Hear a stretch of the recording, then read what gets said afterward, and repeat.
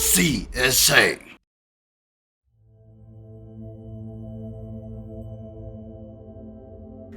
اهلا بيكم في سلسله جديده هنتكلم فيها عن اتش بي لافكرافت والعالم الضخم اللي الراجل ده كتبه. السلسله هتركز بالكامل على اعماله، مخلوقات العوالم دي، الكرونولوجي الخاصه بعوالم لافكرافت وتعمق كامل في كثولو ميثوس، وفي الاخر هنتكلم عن الاعمال المتعدده اللي لافكرافت اثر عليها.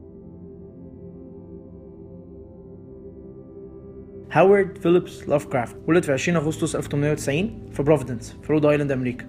لافكرافت كان طفل رائع جدا، بيلقي شعر من عنده 2 سنين، بيقرا عنده 3 سنين، بيكتب عنده 7 سنين، واكتشف الكيمياء عنده 8، وحب علم الفلك بشده. واحد من الكتب اللي اثرت عليه جدا هي ريبلي نايتس، وده كان سبب تسميته لواحد من اهم شخصيات عالمه وهو عبد الله الحضرت. ولكن تلاشى اهتمامه بالادب العربي بعد اكتشافه الجريك ميثولوجي عن طريق قرايته للإلياذة. كل ده كان سبب رئيسي لاكتشافه الاعمال الغريبه والمختلفه.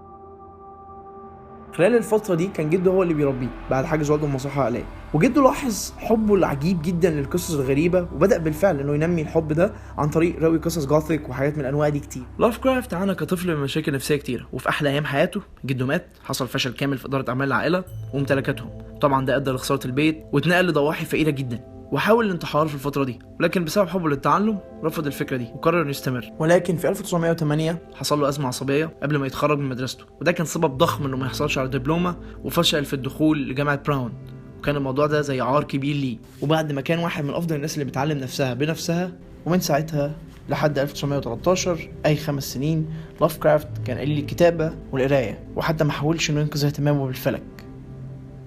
خلال الفترة دي علاقته مع والدته كانت غير صحية جدا، بسبب انها كانت ما زالت بتعاني من صدمة مرض جوزها وموته، وده كان من اسباب انها تطور علاقة حب وكره مع ابنها. بداية شهرته كانت بالطبع بشكل عجيب جدا عن طريق كتابة خطاب نقد لقصة حب من كتابة فريدريك جي جاكسون، كانت منشورة في مجلة ذا أرجسي. الخطاب تم نشره في 1913. طبعا دراويش جاكسون اتجنوا من اللي كان مكتوب. خلال الفترة دي رئيس UAPA وهي مجموعة كتاب هو دعا لافكرافت للانضمام، وبالفعل لافكرافت انضم في عمر 25 سنة ونشر 13 عدد باسم ذا كونسرفاتيف، وايضا شارك في كتابة شعر ومقالات في صفحات اخرى. بعد كده لافكرافت اصبح رئيس للUAPA، والفترة كان رئيس للجمعية المنافسة ليهم NAPA.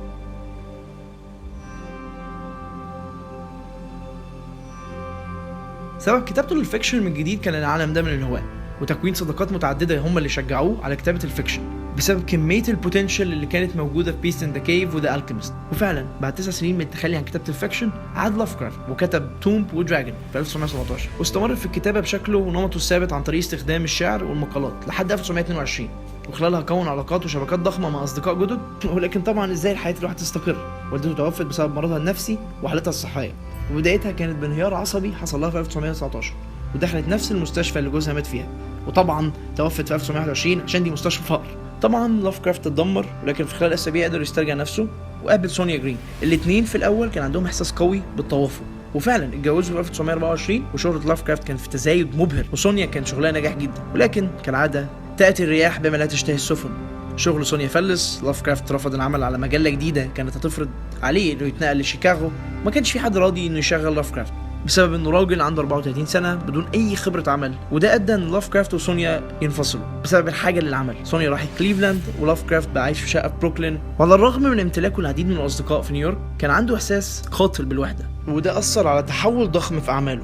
بعدها قرر لافكرافت العوده لبروفيدنس في 1926، ولكن سونيا للاسف ما كانش ليها مكان. على الرغم من تاكيد لافكرافت دايما لسونيا انه بيحبها، ما قدرش يقف قدام خالاته اللي منعوا سونيا من الرجوع معاه عشان يبداوا عمل جديد، وده كان سبب انتهاء علاقتهم، واتطلقوا في 1929. خلال فترته في بروفيدنس هنا ظهرت اعظم كتاباته، كانت فتره نشطه وسعيده جدا ليه، ولكن ما كانتش مليانه بالاحداث، ويتعلق بالسياسه والاقتصاد اكتر. وبعد الكساد الكبير اصبح دعم روزفلت واشتراكي وسطي، وكعادته الطبيعيه استمر في قرايه فلسفه، ادب، هندسه وتاريخ. في اخر 3 سنين في عمره قصصه طولت واصبحت معقده للعامه، وطبعا ما كانتش بتبيع، وكان مضطر انه يشتغل على حاجات غير عمله الخاص. وبعد انتحار صديقه المقرب روبرت هاورد في 1973 شعر بحزن واضطراب غير طبيعي، وبعدها بفتره بسيطه اكتشف مرضه بسرطان الامعاء، وكان للاسف في مرحله متطوره جدا من المستحيل علاجه. وطبعا لافكرافت رفض الدخول للمستشفى وعاش بالالم لحد وفاته في 18 مارس 1937 في عمر يناهز 46 سنة. يقال ان لافكرافت كان مدرك ان موته قرب، واكتر شيء سيطر عليه هو الخوف من النسيان بسبب ان عمره فعلا ما نشر كتاب.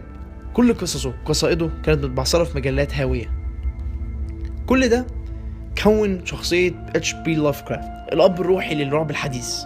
أعماله أثرت على أعمال كتير جدا احنا بنشوفها في وقتنا الحالي، زي أعمال ستيفن كينج، نيل جايمان، وميازاكي. ولو الموضوع مش كافي ليك إنه مؤثر على سلاسل ألعاب وكتب وأفلام، الراجل ليه تأثير ضخم على المزيكا. تأثيره حتى الآن مختفاش. وبالفعل الراجل اخترع جانرا جديدة باسم اللافكرافتيان هورر أو الكوزميك هورر، وفلسفة من نوع جديد باسم الكوزميسيزم. أساس كل ده هو كثولو ميثوس، بداية بآثاثوس، كثولو، وياكسوسوس. دول 3 رئيسيين من الأولد وونز اللي هم العنصر الأساسي للجراند ميث، ده اللي كله بالكامل متصل ببعضه في قصص لافكرافت.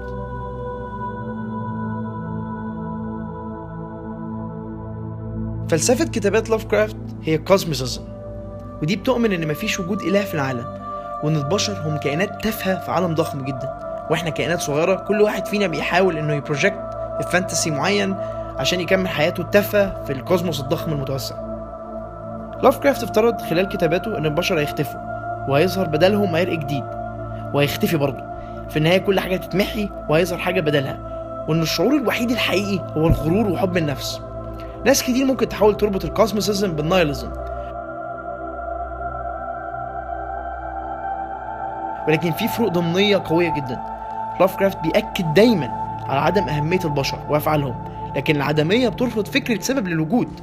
أيضا للبعض ممكن يشوف أن الكوزميسيزم هو مذهب بائس ومتشائم بشكل بحت زي العدمية، ولكن الكوزميسيزم أبعد كل البعد منها تبقى شيء يدعو للتشاؤم، وأبعد كل البعد منها شيء يدعو للتفاؤل. بغضا أفضل يا ولدي، الموضوع كله بيتمحور حول اللامبالاة، وان خلال قصصه البشر بيقابلوا كائنات غريبة ولكنها غير حاقدة تماما على البشر.